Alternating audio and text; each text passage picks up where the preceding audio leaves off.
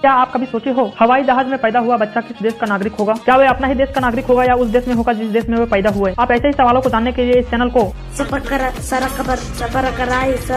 Subscribe करो। अगर किसी बच्चे का जन्म आसमान में उड़ते इंटरनेशनल एरोप्लेन में होता है तो ऐसे में उस बच्चे का जन्म स्थान और उसकी नागरिकता कहाँ की होगी? ये सवाल सभी के मन में आते हैं, ये तो मुझे नहीं पता, लेकिन मेरे मन में ये सवाल जरूर आते हैं। सबसे पहले ये जान लीजिए कि भारत में 7 महीने या उससे ज्यादा की प्रेग्नेंट महिलाओं को हवाई यात्रा पर रोक है। सिंपल सा भाषा में कहें तो आप एरोप्लेन पर नहीं बैठ सकते हैं। हालांकि कुछ परिस्थिति में वह हवाई जहाज यात्रा कर सकती है। अब ऐसे में कोई महिला भारत से विदेश जा रही है तो विमान में बच्चे को जन्म देती है। इस तरह के मामले में यह देखना पड़ेगा कि बच्चे का जन्म किस समय हुआ, उस समय विमान कौन सी सीमा में उड़ रहा था। जिस देश में विमान लैंड करता है एयरपोर्ट अथॉरिटी जन्म प्रमाण से संबंधित आप डॉक्यूमेंट ले सकते हैं। इसके अलावा बच्चे के पास अपने माता पिता की राष्ट्रीय प्रमाण प्राप्त करने का अधिकार होता है। उदाहरण के तौर पर आप बांग्लादेश से अमेरिका जा रहे हैं, विमान भारतीय सीमा से होकर के गया और इसी विमान में किसी महिला ने बच्चे को जन्म दिया तो बच्चे का जन्म स्थान भारत में माना जाएगा और वह यहाँ की नागरिकता प्राप्त कर सकता है। उसके अपने माता पिता के राष्ट्रीय और भारत की नागरिकता दोनों मिल सकती है, लेकिन भारत में 2 देश की नागरिकता पर रोक है। आपको एक ही नागरिकता लेना पड़ेगा। अमेरिका में ऐसे मामला सामने आ चुका है। एक एरोप्लेन नीदरलैंड की राजधानी एम्स्टर्डम से अमेरिका जा रहा था और इसी दौरान महिला ने बच्चे को जन्म दे दिया। अंटार्कटिका महासागर के ऊपर उड़ान भर रहा था। प्लेन को लैंडिंग करने के बाद मां और बच्चे को अमेरिका के